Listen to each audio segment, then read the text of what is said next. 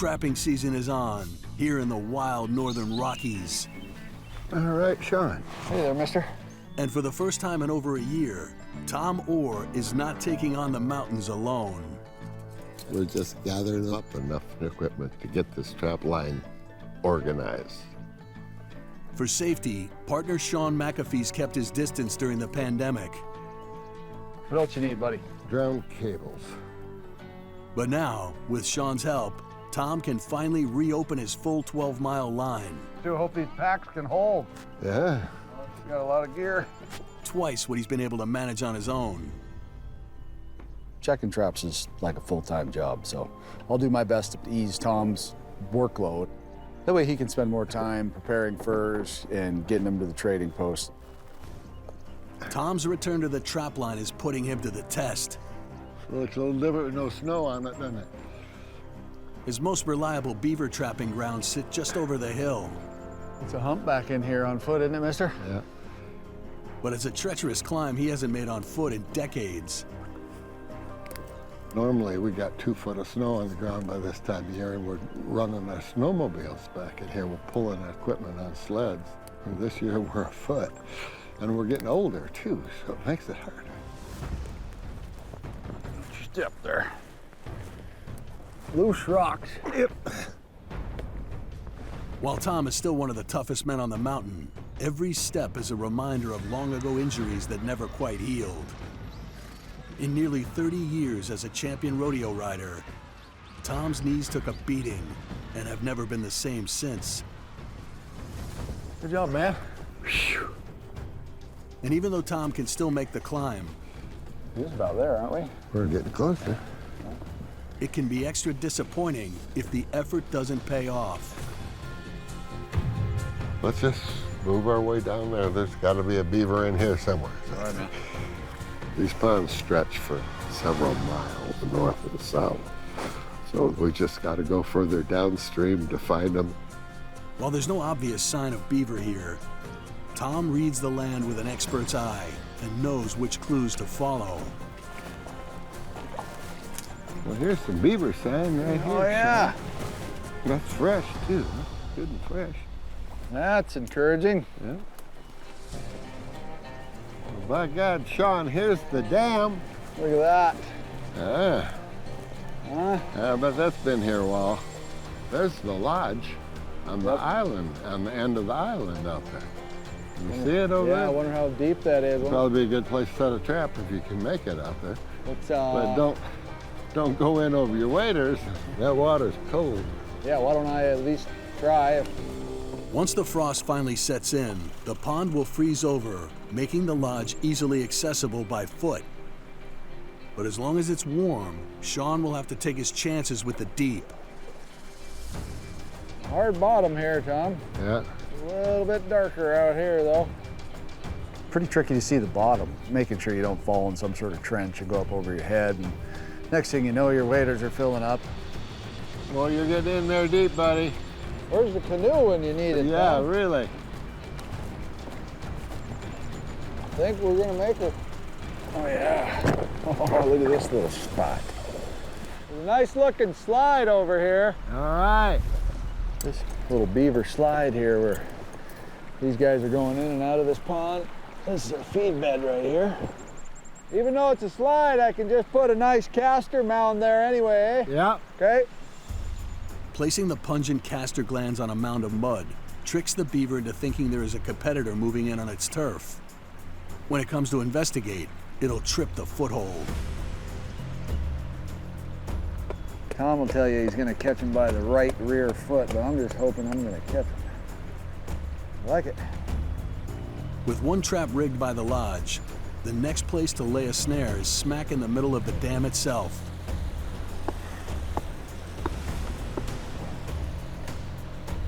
It should work.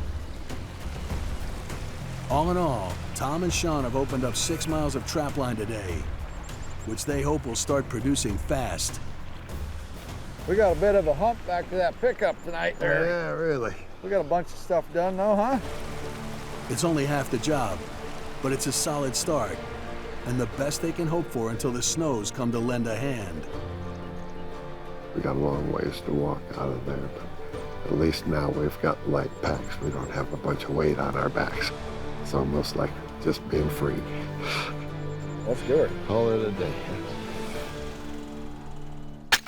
In the far north, if there's one thing the Orrs can count on after 4 decades in the mountains, it's knowing that when the snows come, they almost always hit the Yak Valley harder than anywhere else.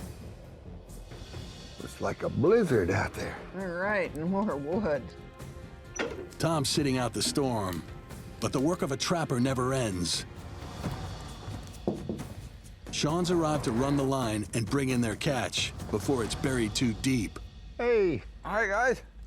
Hey, Tom. Hey, good morning. Brought a visitor today. Oh, boy. You guys remember How Hank? you doing, Hank? Good, how are you? Good. Hi, Hank. Yeah, this little guy had his day off, so I figured we'd put him to work or something, you know? 9-year-old Hank's inherited a budding interest in hunting and trapping from his dad. You want to put together a weasel box for catching a weasel in? Heck yeah. The cedar box tricks the weasels by mimicking a burrow where its prey typically hides. We need a trap to go in it. Yeah, lots of traps in here. It's super cool. What traps do we need? This is what we need, I think. Once the trap is laid inside the box, Now let's go see if it'll work. Okay. it's baited, then set in place among rocks or fallen timbers, waiting for its quarry. What are you doing? We're gonna put a nail through here to hang your bait on. It's really neat to have somebody young like that that is interested. I mean, most kids, you know, they're doing their, whatever they call telephones or whatever. You know, most kids don't even know what trapping is. And you can write your name on the box here and your address, and it'll be yours. Wouldn't that be neat to come back to this little trap and you got a great big old Wolverine in there? Huh? That'd be cool. You could see the excitement in him. You know, I mean, he had his own box now with his own trap in it. He's ready to go set this trap. See, we catch a weasel? Heck yeah. Come on. To be successful at trapping, that's a learning process. You just don't go out and just set traps anywhere. Here's an old set of weasel tracks. Here's where his Yeah, front I see foot 'em. hit, and here's where his back foot hit, and here's where his 2 feet hit right there. I think right there is good. Yep, I think so. There's tracks, like right where we set it. So we're gonna catch a weasel here, buddy. Wait and see. We'll get one. It'd just be cool to catch something. Well, should we slip back out of here? Yeah. He's just at that age, you know, where trapping, even a weasel or an ermine, you know, would be a big thing for that boy, you know. To remember it the rest of his life. Think that'll work? Yeah. We're betting on it, aren't we? Yep. In a quiet, snow-capped corner of the Montana wilderness, master craftsman Tom Orr's busy in his workshop. This is a real strong bow, and it needs to be taken down in weight. It's so powerful that you can't even pull it. Today's task is a simple one, but requires expert precision. Just like the thousands of projects he's carefully shaped by hand over his 40-plus years in the mountains.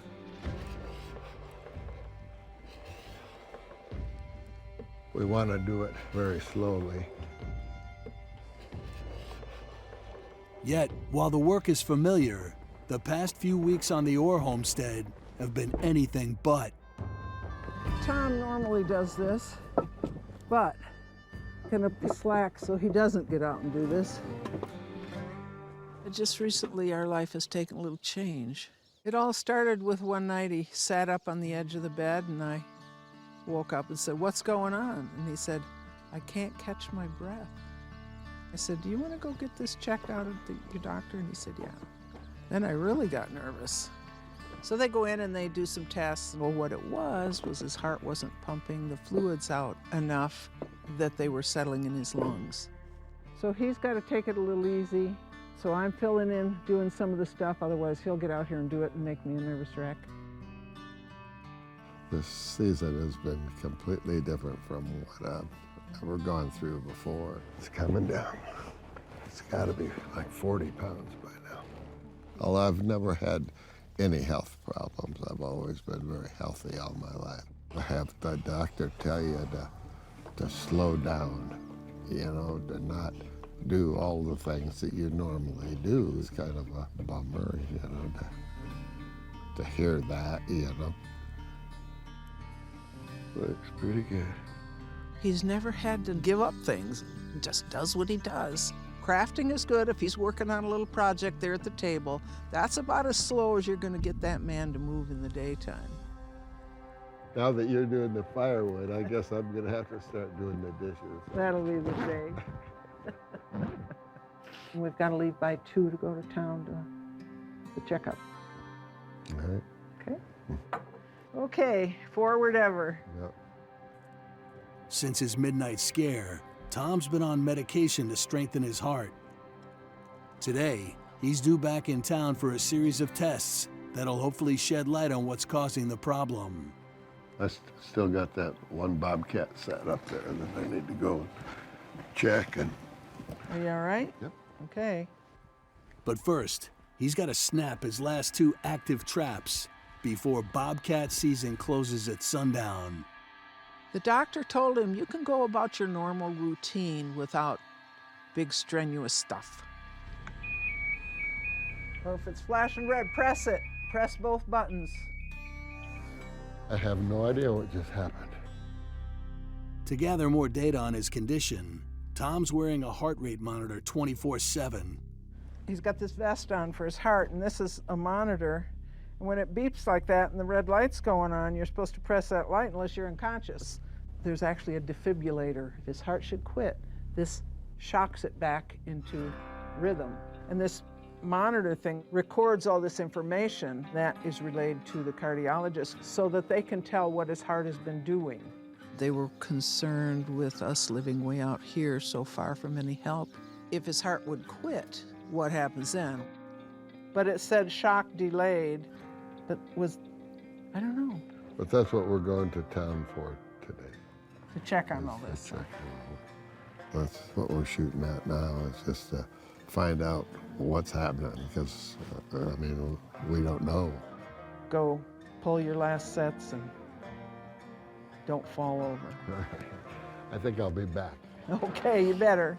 We're counting on it. All right. At the age of 78, legendary mountain man Tom Orr is still as tough as they come. An expert at adapting to any obstacle Mother Nature throws his way. All right, we're gonna go pull some traps. But now he's facing one of the hardest challenges of his life, learning to slow down.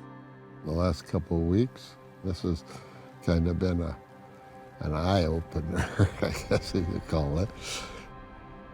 I woke up in the middle of the night. Apparently my heart wasn't pumping strong enough. It was kind of scary, really, that you couldn't get enough air into your lungs. And I didn't know how much more I could tolerate without passing out, you know. I haven't been running my snowmobile, and that was one of the problems. The doctors were worried about me getting the snowmobile stuck and having to dig it out of the snow. So, because of this heart thing, the doctor told me that I shouldn't be going as hard as what I was going. And they were worried that I'd have a heart attack or a stroke or something. Despite the dangers, it's the last day of bobcat season, and Tom's determined to check his traps one last time. Bobcats are really attracted to cliffs and rocks and stuff like that. But getting to the sets won't be easy. Oh, the terrain is really quite rough and quite steep. And the medicine and heart monitor he's wearing are stopgap treatments until the doctors can determine a diagnosis. This new medicine that they've got me on supposedly is gonna improve my heart so it starts working better. Another step or two and you'll be able to see the box. Nancy and I are supposed to make a trip into town to see the doctor about this. We're going to find out if my heart is improving. If it is, how lucky I am, or if it's not, how unlucky I am. I don't know. Hopefully there's no surgery involved. All right. Never caught a bobcat, so I'm just going to pull this set.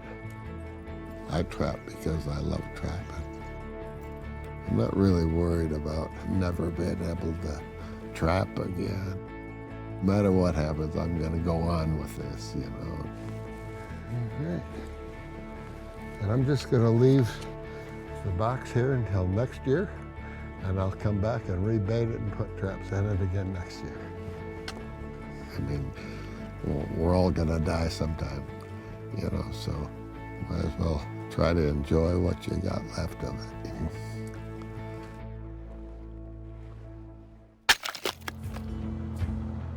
At 79 years old, Montana legend Tom Orr is taking it easier these days after a recent health scare. Well, at least it's pretty warm today. Yeah, it's supposed to be nice today and tomorrow. But slowing down isn't Tom's style. Yeah, at least it's warm enough so we don't have to worry about ice forming over our traps. And today, even though doctors are still closely monitoring his heart, he's back on the mountain. There's always somebody that wants to get rid of them damn beavers. They're flooding my basement, they're eating my fruit trees. Tom and Sean are answering the call of a local homesteader whose pond has been overrun by beaver. Looks like beaver country, mister. Yeah, it looks like it, doesn't it? Their mission is to cut down the beaver population. For their trouble, they get to keep what they catch. Yeah, well, this looks good, doesn't Yeah, it? this is nice looking. He wasn't lying. They're here, aren't they? Yeah, let's check up here. I think I hear a dam up here. These beavers, in order to live through the winter, they have to have deep water that won't freeze. I mean, if it freezes all the way to the bottom, they can't get out of their dens even to get to their food. So that's why beavers create dams. All right, let's get our waders Wader on. up first.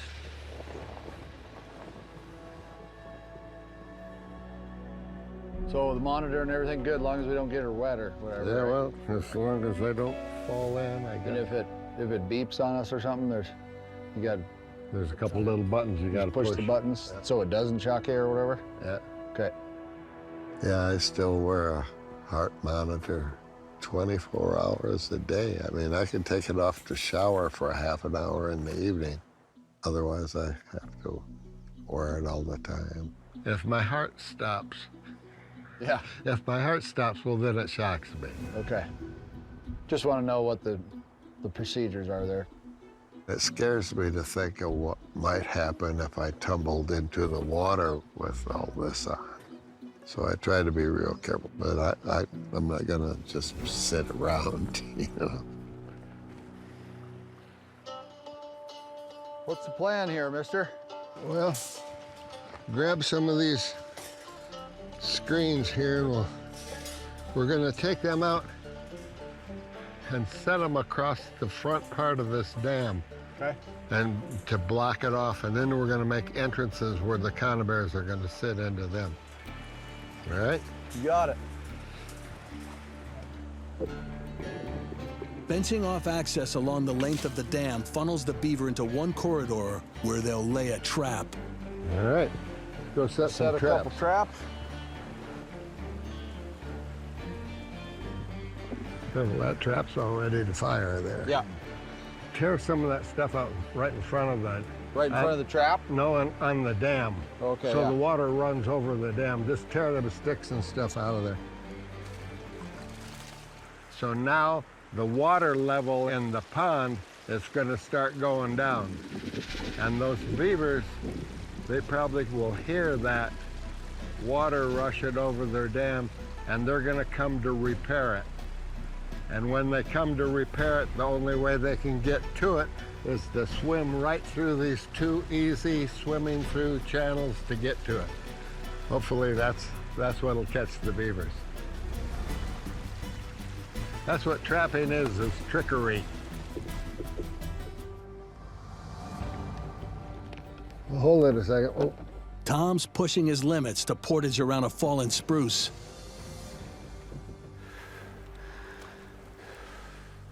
I'm sure my doctor probably wouldn't have liked to see me dragging the canoe up. But there's some things the guys just gotta do.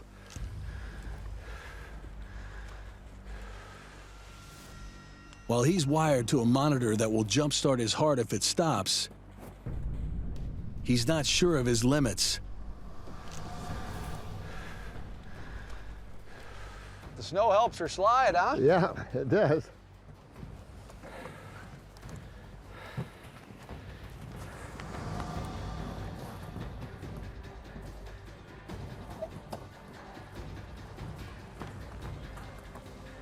Piece of cake, Tom. We did it. Hold it right there and I'll see if I can get back in. You know, and I had Sean help me. He did more than I did as far as it goes for pushing and pulling. Nope. All right, I made it. All right. We got a path worn out anyhow. Right. All good? You ready? Yep. The south side of the pond doesn't have a dam, but there's still plenty of sign of activity. Here's a nice crossover right here. That's the spot there, isn't it? Should we do it? Sure. You wanna Go get some rock? pick up some rocks You in bet. there? I am putting some weight, I'm just using rock here in this drown bag. We're gonna do a foothold set on the bank there where Beaver climbs up to smell a little scent pile. But this drown bag here, they run out the wire, and this is what keeps them from getting eaten up by the eagles and whatnot. All right, guys, this is the trick.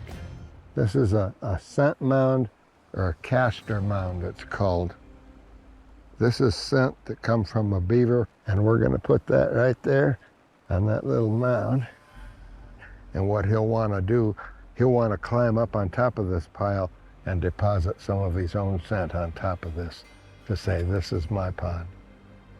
And when he does that, he should get caught in the trap, and fear makes him head for the deep water to get away from whatever's got a hold on him. And he'll slide down that cable out in the deep water, and in less than 4 minutes, he should be drowned. With all their sets in play, the only thing to do now is wait. All right, should we work on back to the truck? Sure, let's kind of head on back down that way. All right. Yesterday, they laid a gauntlet of traps designed to rid this pond of nuisance beaver.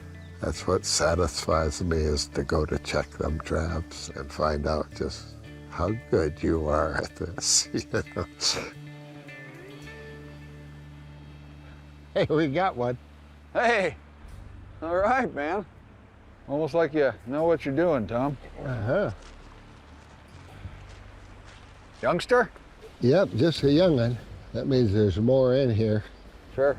Let's pull that.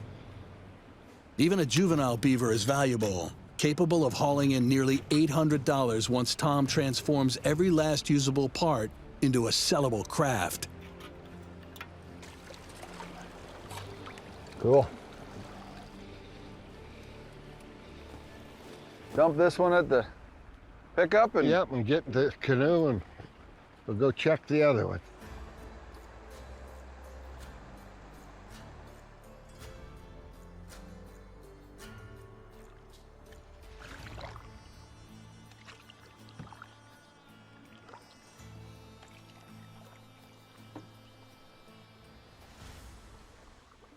Hey, it looks like we got one, buddy. Hey. Yep. Yeah, wow, he's a big one too. Yeah, look at that sucker. Let me see if I can. Little front leg, huh? Yep, good front leg catch.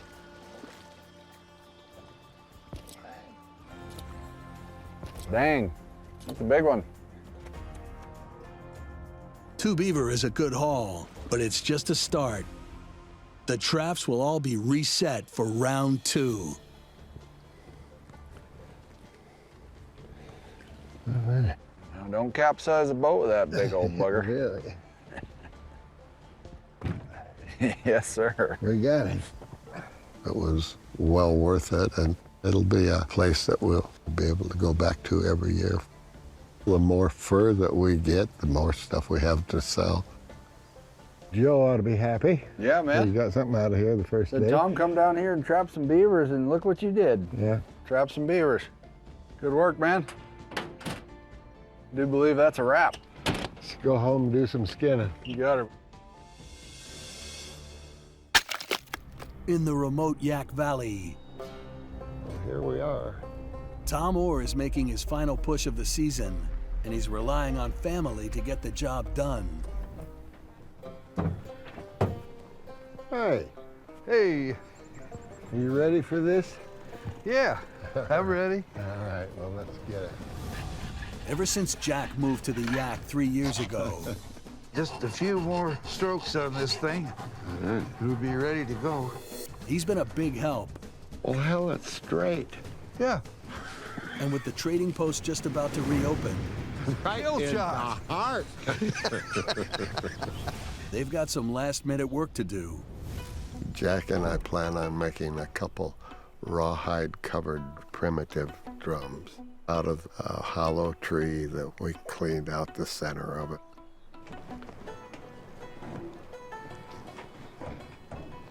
Here's our rawhide. Lots of the Native Americans, the drum was the thing that called the people together. It was probably one of the first instruments ever made. The design is simple, but the work is intricate because each piece of the drum set is handcrafted. All right. So I brought a couple muskrat skins. I thought I'd trim out some muskrat skins and glue them to the top of this. Yeah, I think that sounds good. If you put a strip of fur around the top of the drum and then cover over the fur with the rawhide, that gives the drum a little better sound. Tom's already trapped, skinned, and tanned the muskrat skins. Ready for the rawhide? Shall we spread it out on the table here? Yeah. We soak the rawhide in water overnight to make it soft and flexible. The rawhide comes from an early winter deer hunt. It too has been tanned, and now it's cut into thin strips to be woven and sewn like thread.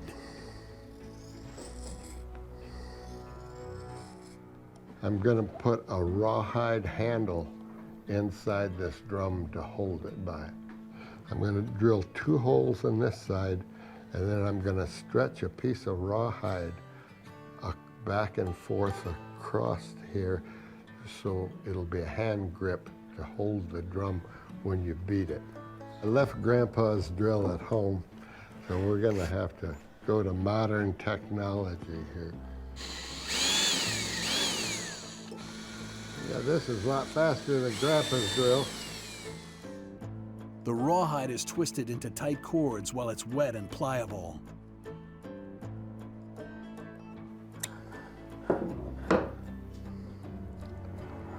This will be the hand grip that you hold it by. This rawhide's still wet though, so it'll shrink and get stiff. It'll be hard to, be a bunch easier to hold. I'm checking for score marks here, which would make weak spots. You can't have a hole in the middle of your drum. You know, it's got to be one solid piece stretched very tightly over the wooden part of the drum. The drumhead is the showcase of the build. The shrinking of the hide after it's put on the drum heads is what makes the sound of the drum. The bigger drum will have rawhide on the top and the bottom. The hand drum will only have rawhide on one side of it. Yeah, we need to punch holes to lace the rawhide on with. Each piece of rawhide is cut large enough to overlap the rim of the wood frame, where it'll be tightly secured with the threads. Getting it? Huh? You getting it? Yeah, I guess. To do things together and help out one another, you know, is always a good thing. Well, we'll be done with this in a minute. Or 20 years. Yeah, we got a ways to go. I gotta lace this all the way around here, and that'll start pulling this all up together, hopefully. Each piece of the drum is made from durable natural materials and painstakingly assembled. As the hide dries, it shrinks, and that makes the cover super, super tight. The set of drums look simple, but they are so intricately crafted that Tom and Jack should be able to sell the set for around $500 at the trading post. I think that was the last hole. Thank God, huh? Yeah. Tie up one more knot here.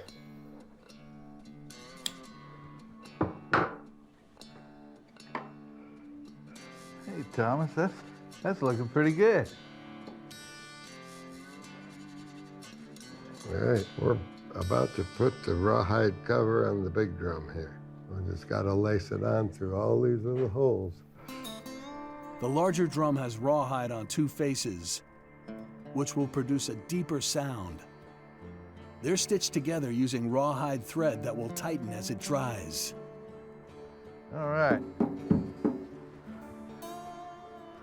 I think that's going to drum. It looks good to me. All right, should we get the paints? Yep. I'm pretty dry. Yep. And now it's time for the finishing touches. We're gonna paint some images on these drums. We get after it.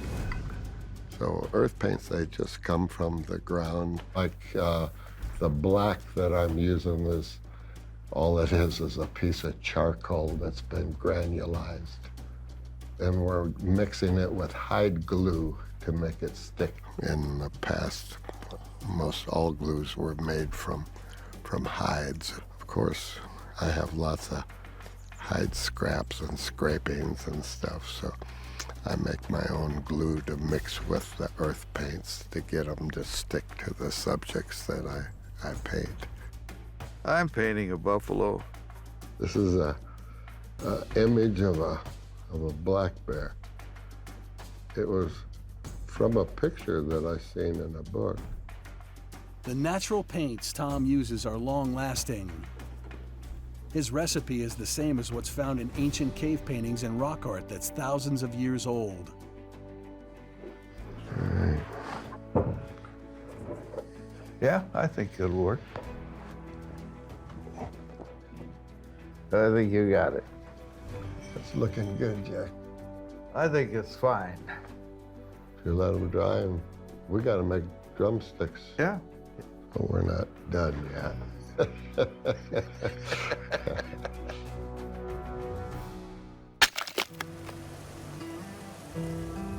With spring in the air on the Orr homestead, My brother and I are gonna run south here about 50 miles and go turkey hunt. life's getting back to normal, just in time for the last big hunting season of the year. I feel healthy. Healthy enough to shoot a damn turkey anyhow. Well, if it's flashing red, press it. Press both buttons. For the past 2 months, Tom's been on doctor's orders to take it easy and wired to a heart monitor 24/7. He's got this vest on for his heart, and this is a monitor. There's actually a defibrillator. If his heart should quit, this shocks it back into rhythm. But now he's finally free. Tom went in and had an echogram on his heart, and the numbers of his heart strength are up. So off with the vest and on with life, and he is getting better. I think she's ready to go. It was real neat to get rid of that life vest that I wore, because now that it's gone, I can do my own thing. Hey, how are you, buddy? I'm okay. Looks like a nice day for it. Any day's a nice day for it. You're a man after my own heart. All right. I got the necessities. All right. I bet you're glad to get rid of us, huh? I think it's going to be a great time, you guys going. All right. All right, baby. Bye. We'll be back with the turkey. You guys have fun. Get that cornbread dressing ready. All right. Love Be you. safe out there. Love you.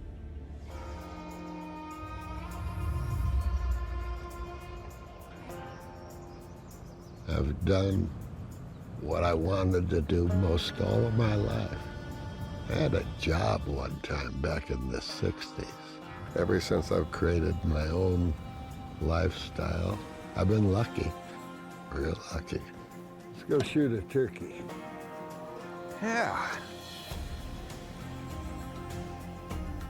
Wild turkeys typically live in hardwood forests where they feed on nuts, seeds, and insects. They're big birds, there's lots of meat on them. A big tom goes easily 25 pounds, a big one. The best way to locate the elusive birds is to listen. Sit down on this log, let's call for a bit. Good idea. It's a custom call a friend of mine made for me. Yeah, it's really neat. And that, by cranking on the lid of it,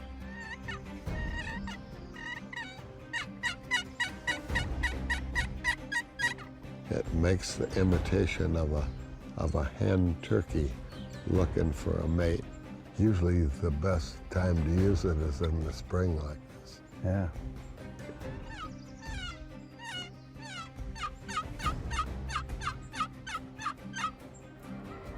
Well, that's good. I mean, every time we've clucked this call, he's answered. Yeah. Yeah. Tom and Jack have located their prey. Maybe we need to find a spot where we can set up the blind. We need to get set up before he knows we're here. Yeah. They can't smell you, but they can spot you way better than you can spot them. But to get them close enough to shoot, they'll need to set a trap. I'm just looking for two trees that are about 6 or 8 feet apart. We set the decoys up in here, maybe put our blind right in there. This decoy here is a young male, and this one here is an adult female. It should get the boys all rattled. Got this old raincoat we could use for a little bit of cover. This is an old Boy Scout slicker. I was a Cub Scout for a day and quit them. They were too soft. We just opened the whole thing up into a rectangular, so now all it is just a shield that both my brother and I can sit side by side. Here's a face mask. While turkeys don't have a great sense of smell, they are notoriously skittish and will spot anything out of the ordinary. Way to cover our bright faces. They can't see us cock our guns and make any moves we have to do to get ready to shoot.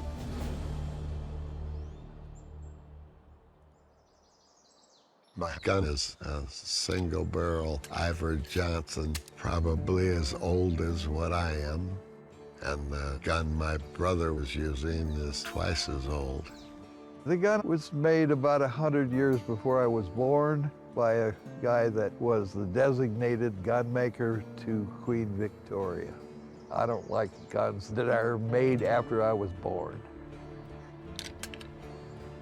You ready? Yep, I'm ready.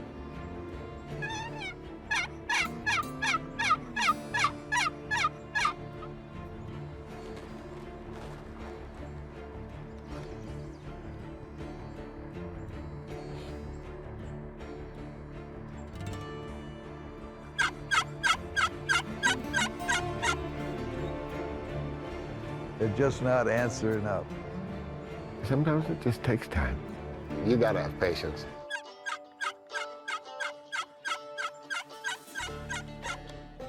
You've been sitting there behind this blind for hours and hours. You want it to finally pay off, you know.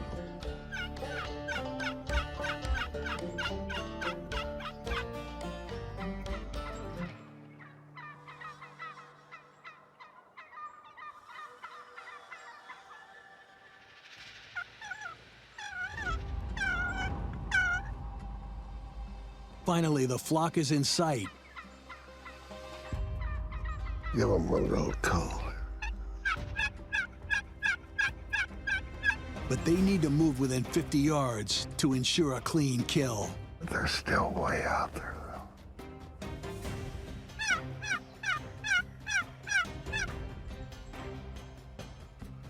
They're all kind of hung up right here. Behind that big dirt pile.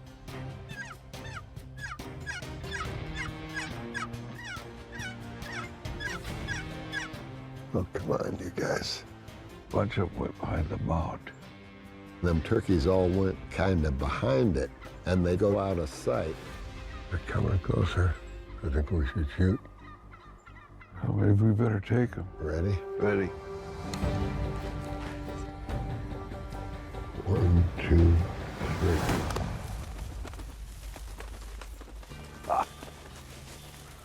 We got 2 of them. Doesn't look like we're gonna have to chase them either. It took a long time to get a damn turkey. The object was for both of us to get one. We had to wait until there was enough of them there to where we could both get a shot. Here's the bird. Congratulations. Yeah, same to you, bud. What a beauty. Look how pretty. What a nice bird, huh? Yeah. Bunch of meat there, isn't there? The bird weighs in at about 20 pounds. Let's check this one out. They're big birds. There's lots of meat on them. And the second is even larger. Enough for a good family feast. All right. This is like Thanksgiving. Yeah. We got turkey wings. We got feathers for fletching arrows. And we got wing bones. We can make them wing bone turkey calls. Yeah. And we can eat them. Sounds good to me. Now all that remains is a long hike back to the truck. They got a little weight to them too, huh? Yeah. Guess we should have shot littler ones.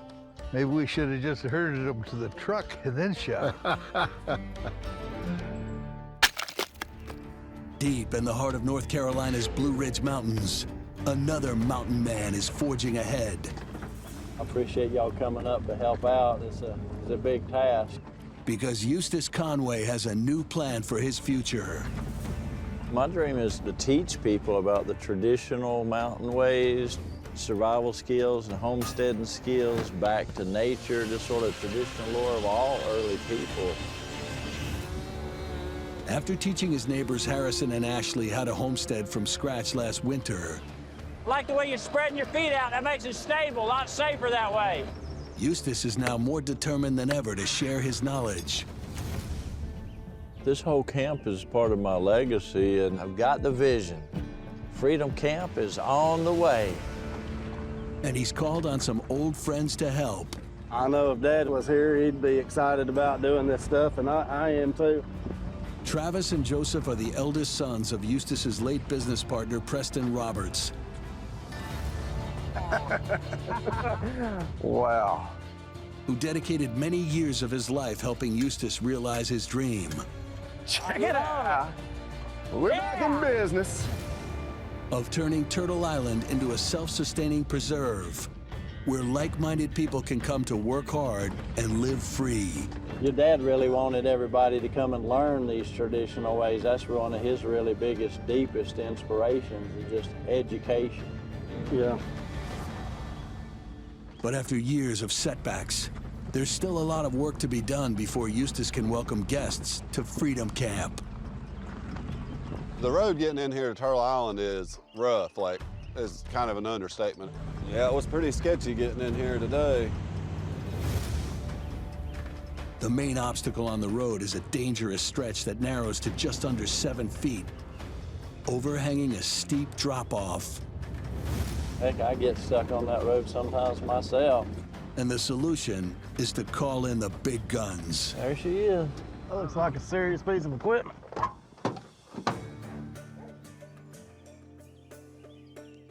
Biggest shovel I've ever had. It's a nice one. Well, just jump in the seat, crank it up, see if it'll start up.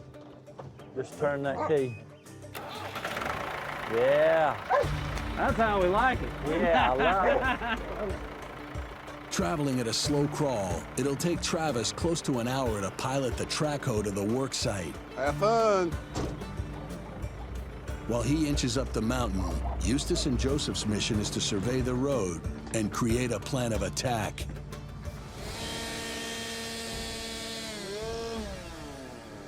This thing is like dangerous on steroids here. Yeah, man. The first step to widening the road is to drop a giant beech tree. It's about to pop.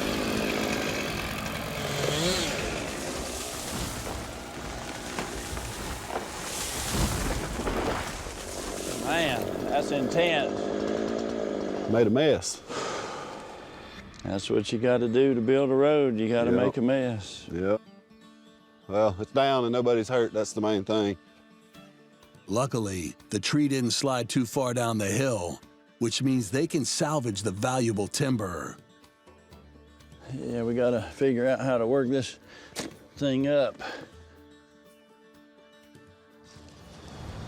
Let's go 16/8. We'll make a cut. Once the tree limbs are bucked, they'll cut the trunk into more manageable 16-foot sections. There's Travis. Then use the track hoe, which has finally arrived, to carry the weight. What we do is we pull it up and then we just cut a section off at a time. It's just sort of like dissecting, like cutting up a block of cheese. And this is a big block of cheese.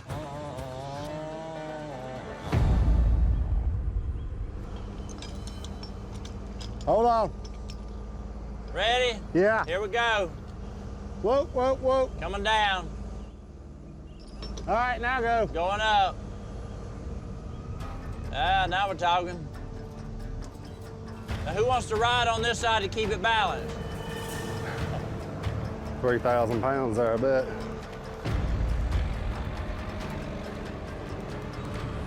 All right, stay back, boy. Come on, boy. These logs weigh thousands of pounds, and if one of them falls on you, you're gonna be dead. There's just no two ways about it.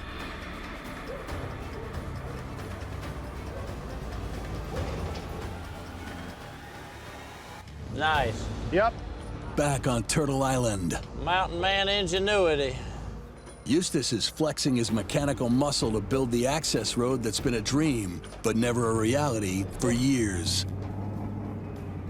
We've got the trees out of here now. We got to get the stumps out. We got to cut this big hump off so that we can widen the road and straighten it out a little bit. Oh yeah, that's what we want. It's like we're taking a problem, the bank on one side, and we're moving it and building up the bank on the other side. The road, which sits atop a dangerous 70-foot drop-off, is too narrow for safe passage. So they're tearing out the protruding bank that's pinching it off and shifting the dirt to the cliffside edge.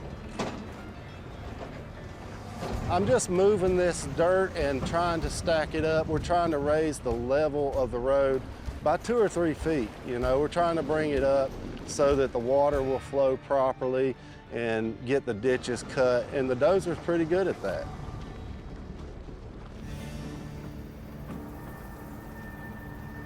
Raising the road will help prevent erosion and washouts, but Eustace is taking an additional step to defend against powerful mountain storms.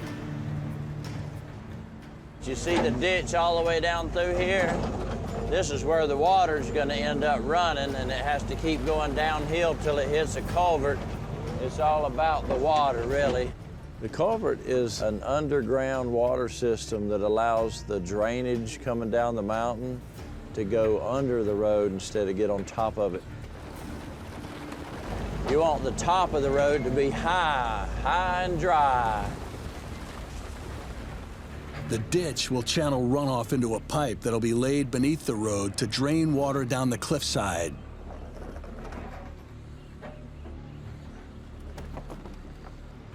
That's it right there. 2 tons of rock and dirt will hold the pipeline in place and will get sturdier over time as it's compressed by the pressure from above. Yeah, I'm just gonna smooth it up. Pretty soon here I'll be able to drive over the thing. It's kind of exciting. I look forward to the maiden voyage. Yeah, that's what I'm talking about. Yes, sir.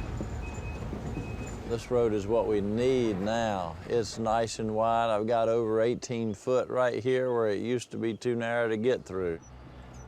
Now we just need to smooth all that up. Heck yeah. Being able to pass on my legacy is really important to me. Now that we have this better access, we're a real big step closer to Freedom Camp. I'm glad you guys came up here and helped me make this happen. It's looking good, isn't it? I can just see campers coming in right now, lined up. Preston would be smiling big time right now. I believe he's here with us today. I think one of the things that make him the happiest is seeing the boys work on it, you know? It's really wonderful for me, and I think Joseph feels this way too, to get up here and work on something that Dad was passionate about. It's really great. It's got his thumbprint on it. This road is singing like a band of angels. I just love it. I just feel like Preston is so happy that we got it done too. You know, it's just a dream that we had together, and he's not with us to celebrate it, but his boys are.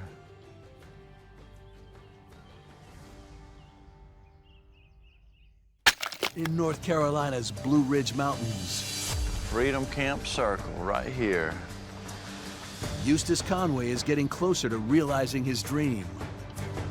We need a place where we can have people circle up and gather together, where we can have classes and teach about freedom and these old traditional ways. But if he's going to turn Turtle Island into a place where people can gather and learn, he's still got a lot of work to do. These are the logs that we'll make our friendship circle bench out of. Split it right down the middle. And he's enlisted his neighbor, Harrison Cribb, to help him with his latest project. You see how this has that bend in it? We can turn that bend to match the shape of the circles. Having these curved will make that circle look really nice. Yeah, let's fire up the mill, let's do it.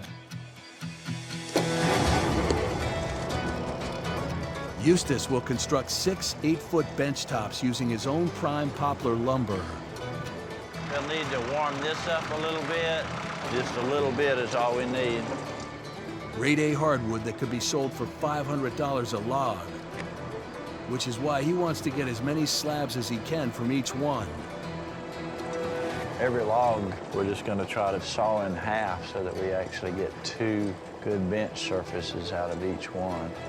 See, that's where I want my saw cut to try to accentuate the circle. Here we go.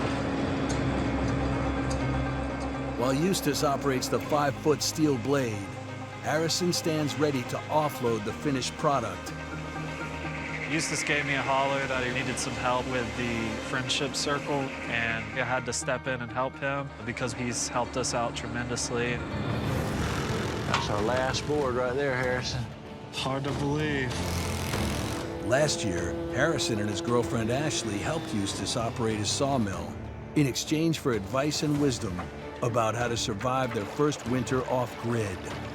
We've got a full flow here. You see how much water's coming out? Oh, yeah. Eustace's idea for Freedom Camp, I truly believe in, and I want to be there to help spread the message here at Turtle Island. We got water, Eustace! Woo! 1, 2, 3. Yeah!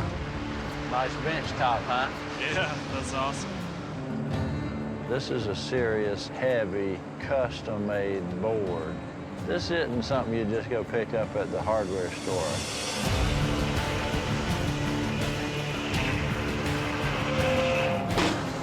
Yeah! Nice.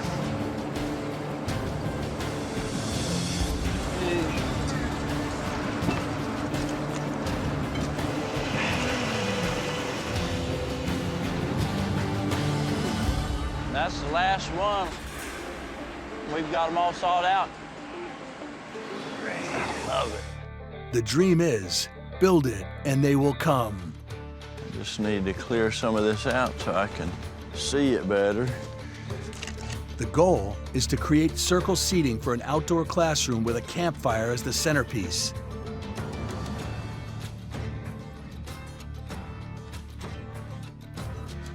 We need a place where we can have people circle up and gather together, where we can see each other face to face, have classes, and recognize the unity of all of us in that circle. Here it comes!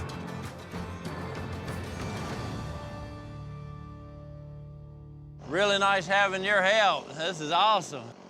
The next step is to put some rocks down to support the benches so we can get them up in the air so they'll circulate and won't rot as fast.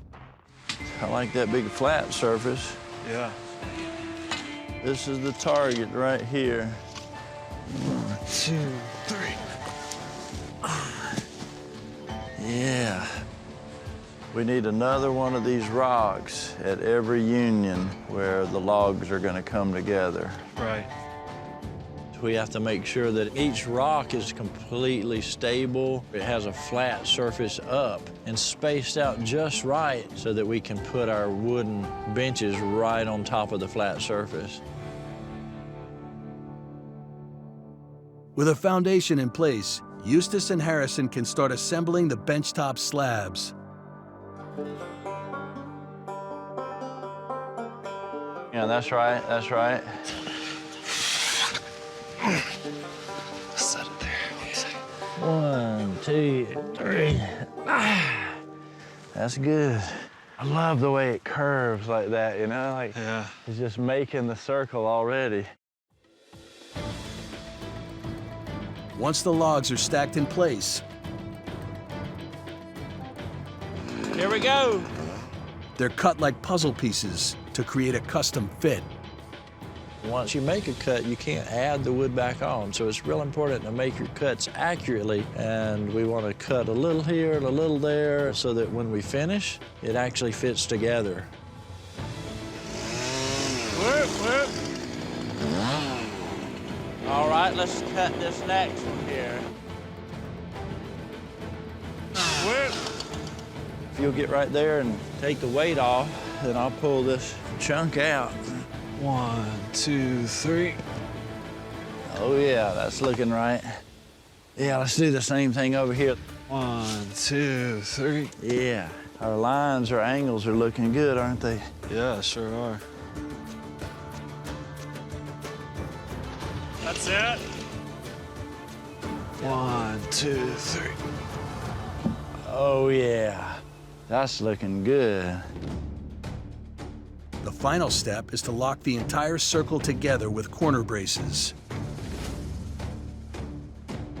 Last screw here. Oh yeah. All right, what do you say? Good job, how about that? Awesome. Now that we have all the benches completely in place and done, we need to pick the dead center spot for the fire pit. So that right there is our center. That's gonna allow people to have a nice place to sit and stay warm and brighten people's life for years and years to come. Let's start building that thing.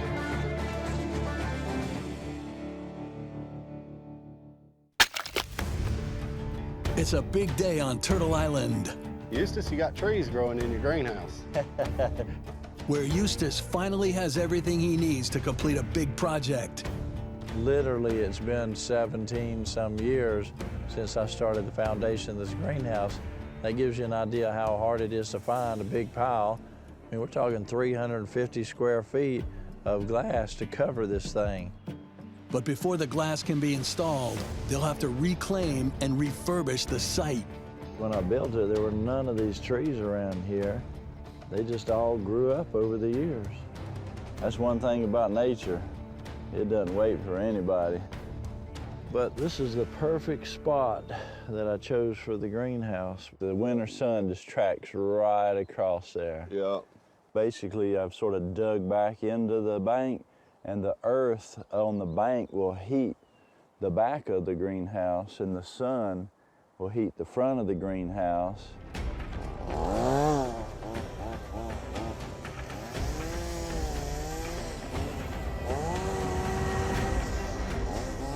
Tree coming down.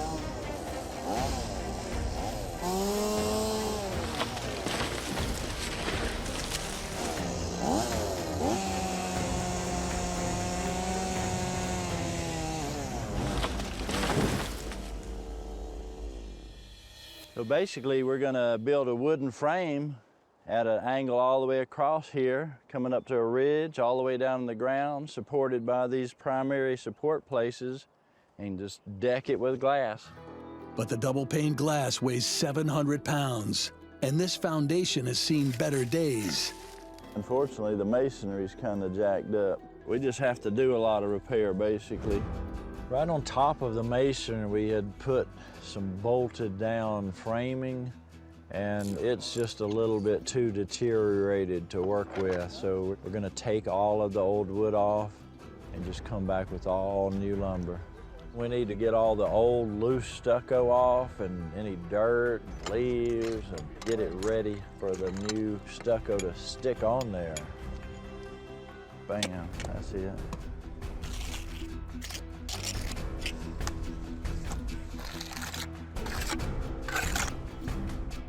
The places that were broken were some of the most important places to not be broken.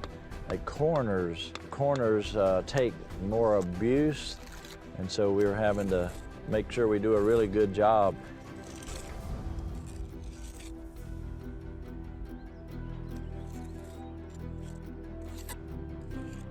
Well, Joseph, that corner's a little funky, but I believe it's solid. Yeah.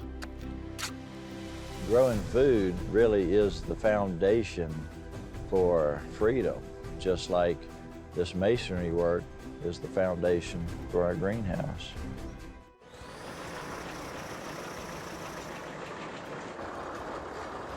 It's an amazing machine right here. 100+ years old, you know, it really makes me happy to see this thing working like it is and be as old as it is. I figure it's better to invest one time in buying a sawmill and learn how to run it, and then you don't have to keep buying and buying and buying and buying and buying boards forever. You just buy one sawmill and make all the boards you want for the rest of your life.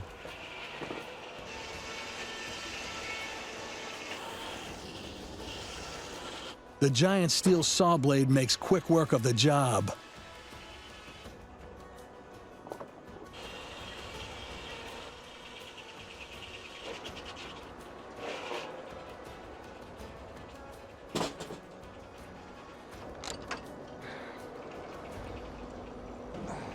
That's what I'm talking about. Now, that's a ridge beam right there. I think that's heavy duty enough. What do you think that board right there would cost? It'd be in the hundreds for certain. Hundreds. Yeah. And that's why I think freedom, you know, being able to get your own stuff. Make it yourself. Make it yourself. Have the knowledge, the skills, yep, the freedom to go out and get it. That's real freedom. That's empowerment. Yep. That's a freedom board right there, boys. All right, let's go use it. Yeah.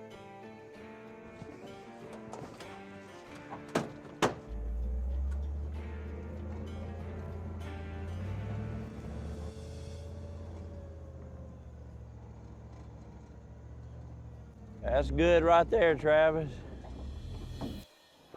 With timber freshly milled and the glass he's been waiting for, let's just grab our tool belts and start framing. Right, let's get to it. Build this thing.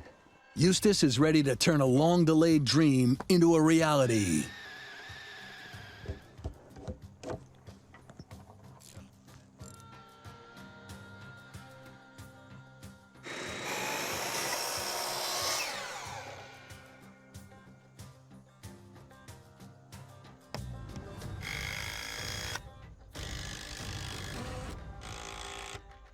Once the framing is up, all that remains is the moment they've been waiting for.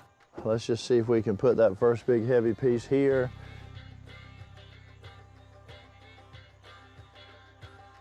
The way I've designed it is for it to overhang this way several inches and break on center there. Yeah, that's perfect. I love it. Glass on the greenhouse. A long time waiting for this. Coming to fruition. Let's get another piece. Sounds good.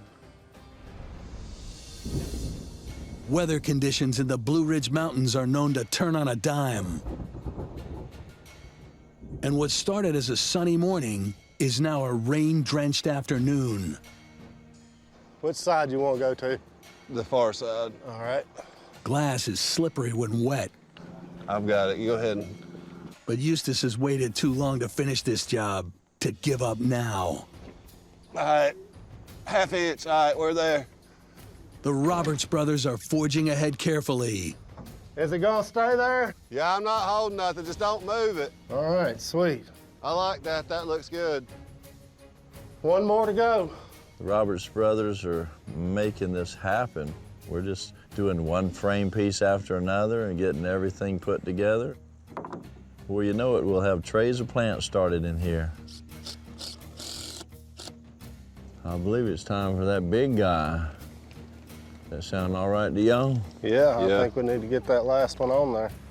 Be really careful with this rain, though. Yeah.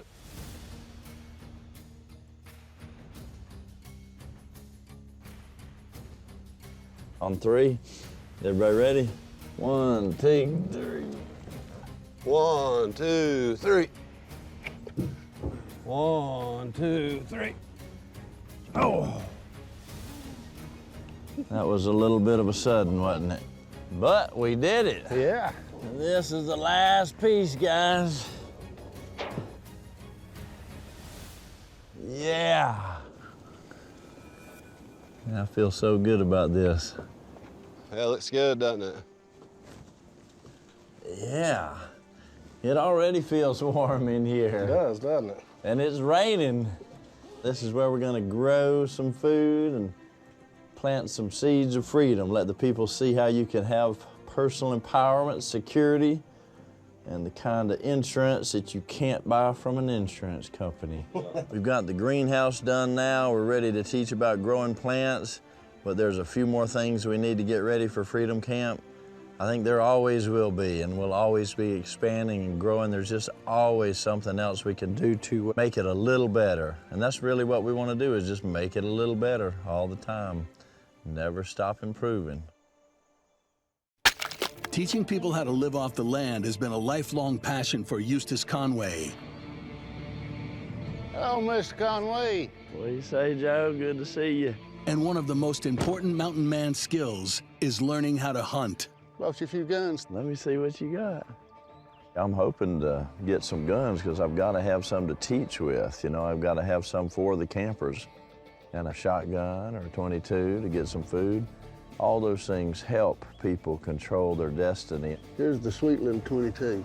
Oh, yeah. Yeah, I can teach the young people with that. Yes, sir.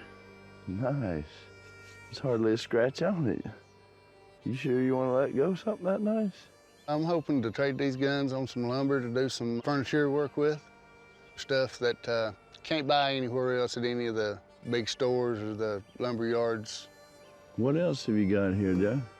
I just think people should know how to hunt. You know, that's an ancient thing that goes back to the earliest humanity. If you know that you can get food, it empowers you as an individual and a family and community, just allows you to live.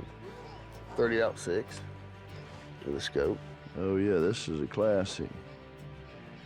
If Eustace likes what he sees, he'll take the gun in exchange for an equal value of lumber from his sawmill. You like, I mean, you can see it, I could use this, but the scope is a little fogged. Yeah, it's been around a while. Yeah, I bet it has. These will be great training tools. These look like exactly what I want to work with. Now we just need to get you some lumber, get you what you want. If you want some high character and you want live edge, I'm thinking right here with all these knots, like all these swells. Joe wants some special wood, something that's just different than anything you can buy at any lumber yard. He wants high character, live edge, interesting art opportunity, you might call it. You put that on the mill and custom saw it. Like right now, it's just in a log form. Right. But I guarantee you by the time you get all these big knots sticking out, that you'll have character there. I can't just saw this myself. You'd have to help out. But if we saw this, you'll be able to see in it. Once we open up, it's like opening a book. You can read it. You can see the grain pattern, and you can see the live edge. That sounds like that deal will be kind of hard to beat. At least we get to see it that way. Yeah. He's game to pitch in, get some sawdust on him, a little man glitter here, And so I hope he's happy with this lumber. Feels like it's my opportunity to get the gun. There is a lot of little parts to this. Eustace is getting a helping hand to turn out the lumber he needs to seal a deal. So you'll be right here as a board comes out. Joe's job is to offload the boards as they're cut. Just peel it off. But that's not as simple as it sounds. You might pull one off and let it sit here and pull the next one, get 2 or 3, and then carry them, and then run back. Okay. And if there's one rule to remember when running the 100-year-old sawmill, it's to steer clear of the 5-foot blade. It'll cut your head off, it'll cut you in half, it'll cut your arm off. It's totally unforgiving. It doesn't love you, it doesn't love your mama. Has no conscience. No. I just give them a crash course and say, Joe, it's dangerous. Enter at your own risk and let's go do it. Any questions about all of it? When we're getting started. Yeah, right. They've selected this furniture-grade log for its unusual and distinctive shape.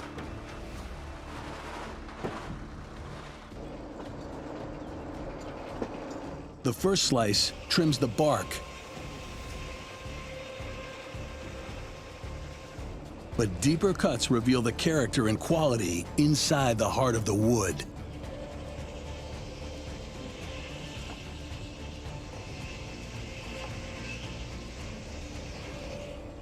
Wow. Look That at that. is beautiful, buddy. Yeah. Some serious character. It got some real shape to it. Oh, Oh yeah. man, look at that. There's a lot of art to be created with all of this. Yes, sir. Well, you've got yourself a trade. You're happy, I'm happy. I'm very happy. Yeah, I love having these guns. They're really going to empower me to empower the people to learn how to use these tools. I'm tickled to death with it. That's some beautiful stuff. That's awesome. I'm glad Yeah. we could hook you up with just the right thing. Well, let's go get those guns. All right, bud, let's go square this thing up. Yeah. Eustace is taking aim. Yeah. Woo! Hot dog. That feels right. He's now the proud owner of 6 new firearms. Not too shabby. This will make a heck of a deer rifle right here. 5 of the guns are in perfect working order. Thing is so foggy I can't really see something. But he can't be sure about the Remington until he makes an upgrade. To give the rifle a fair chance, I need to put a better scope on it just to see how it hits. A small price to pay for what's otherwise been a favorable deal. I think it could fit on here.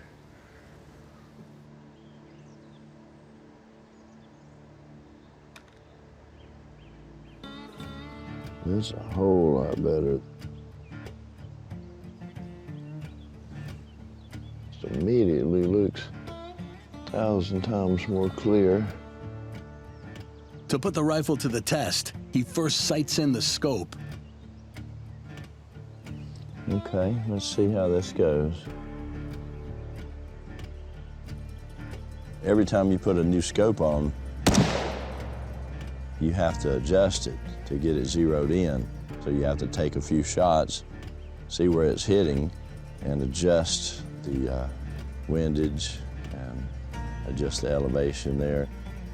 The windage and elevation knobs adjust the reticle and help shooters line their target up perfectly in the crosshairs.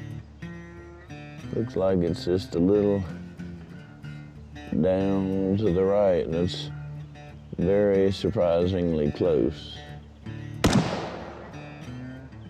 We got left and right looking good. Just need to raise it up a couple.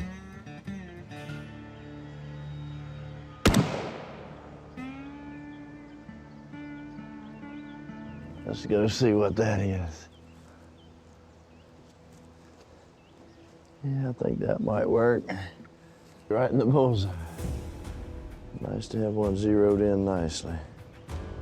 Now that we've got the guns sort of checked out, We need to work on building a shooting range so that Freedom Camp can have a good place and a known place, like meet you at the shooting range.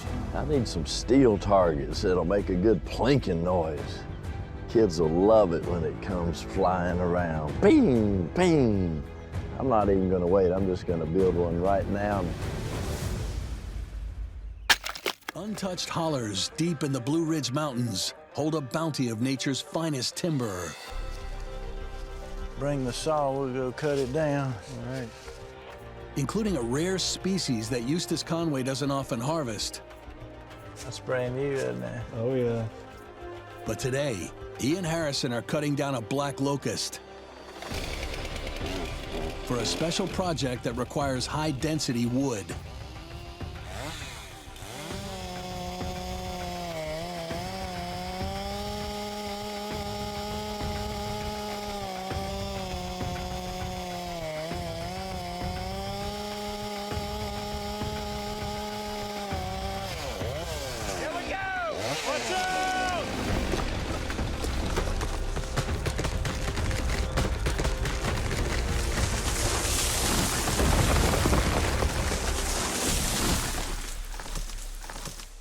Man, what a big fall.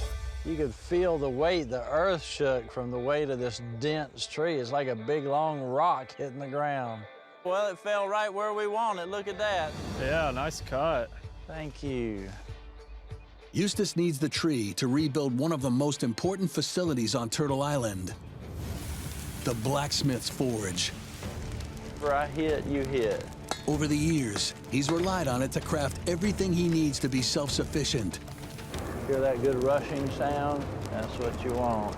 But with his 20-year-old forge wearing thin, This is taking longer than I wish it would. he's setting out to build a new and improved one, using the strong, dense locust wood for the framework. The black locust is a tree that's just like perfect for this condition. It's rot resistant. It is harder to catch on fire, and it's just gonna last and last and last. You know, it's like the Energizer Bunny of woods. It's the heaviest wood in the forest. Everything else is like light and fluffy compared to this. Clocking in at a massive 2 tons, the log isn't going to be easy to move. Grab that rope and thread it through that pulley, if you will. Okay.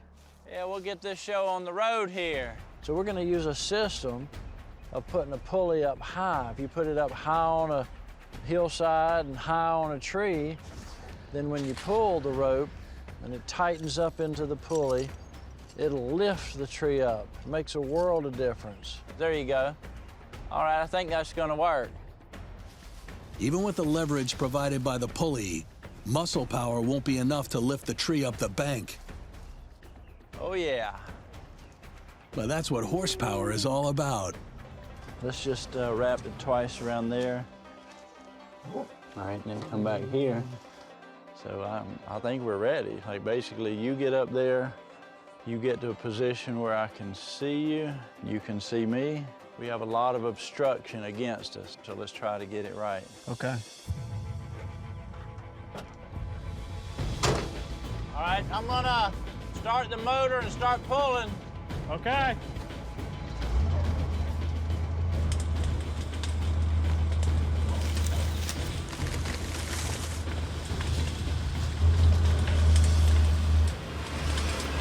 Oh, be careful. Whoa! Oh yeah, it's down in there. But I think the angle is right. If we break that bond, like if we dig it out and get it up, then I think if we start pulling again, there's a good chance we can do this. Yeah, there you go, just dig that away.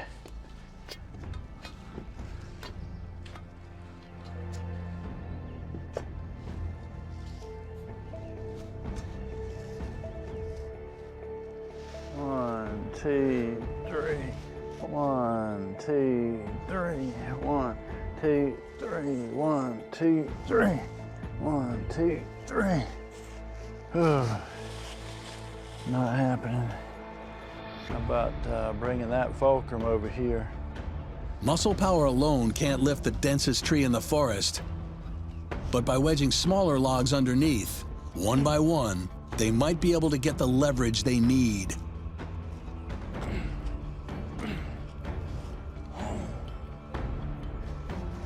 That's it. Okay, let me get there. We can both get on that. 1, 2, 3. 1, 2, 3. 1, 2, 3. 1, 2, 3. It's close enough. I think the rope would lift and pull it. Yeah, if you can go ahead and get in position, I'm gonna head down to the truck and we'll see if we can pull it and hopefully get it up out of that ground.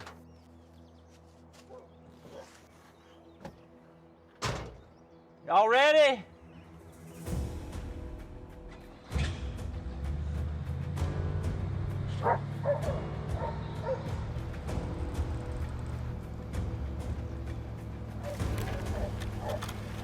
All right. That's what we want.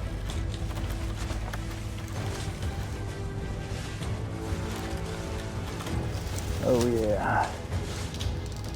That's all technique. What? Yeah. With the locust finally free, it's broken down into smaller sections to prepare it for the mill. 2, 3. Right on. Feel real good about getting this locust all loaded up, but we still have a lot ahead of us. I mean, we've got to get this locust to the mill, so we've got to get this show on the road. So we persevere, we're gonna get some boards out of this locust, no matter how hard it is.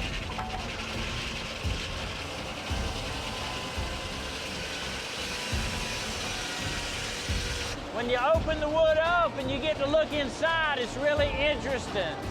You can see the grain for the first time, and this is some really nice locust. So we're kind of opening a book here and peeking into the pages. You never know what it's going to be like, what it's going to look like, how good it's going to be, how bad it's going to be. Is it going to be filled with ant cavities, or is it going to be solid? And this one, surprisingly and wonderfully, just came out splendid. That's some good stuff right there. Yeah, that's nice.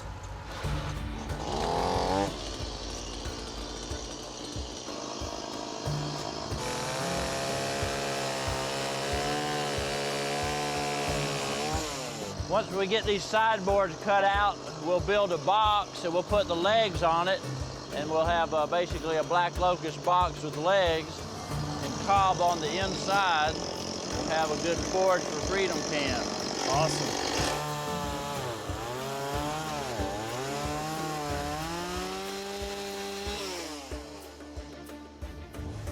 Start putting it together. Sure. The goal is to teach students how to live off the land, a lifestyle Eustace has spent decades building for himself. Locust is challenging to build with. Man, it lasts a long time. One day longer than a rock. All right. So that's one side. That's all we need for that side. Stand that up. Just like that, yeah.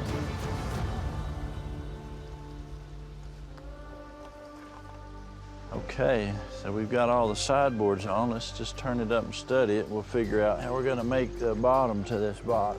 Okay. The bottom is the load-bearing part of the box that needs to be sturdy enough to hold a cob mixture as heavy as concrete. Mark the outside of that. Hold that up underneath there. There you go. Yeah, that's perfect. All right, put him in beside it. There we go. Let's see if we can put that last board in there.